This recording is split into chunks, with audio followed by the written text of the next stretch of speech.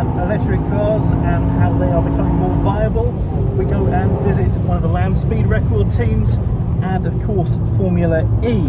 We then move into aerodynamics, some of the most important innovations in cars of the modern era are from Formula 1 in aerodynamics, but also we look at NASCAR and we look at how we apply computer skills and CFD and how they're changing our modern world, from everything from fridge freezers to skyscrapers, all coming out of motorsport.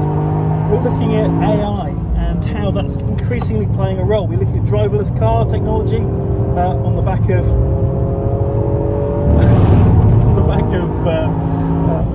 technology that's been tested in racing. It's all right. I'm okay. I'm good.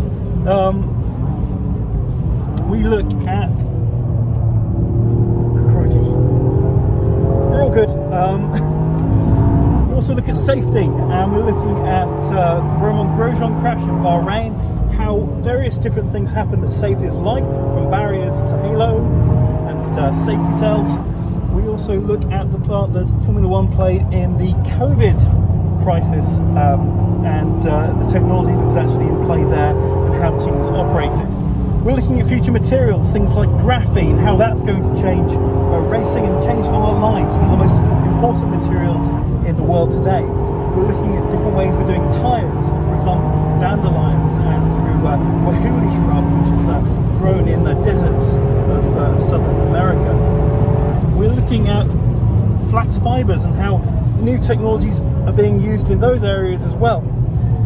We're looking at Extreme E and how that's bringing everything together in very innovative ways and racing environments. And of course we're also looking at simulators, how they have started playing a role and how the virtual track compares with the real thing. And I can tell you, just going around Snetterton now, it's very, very different.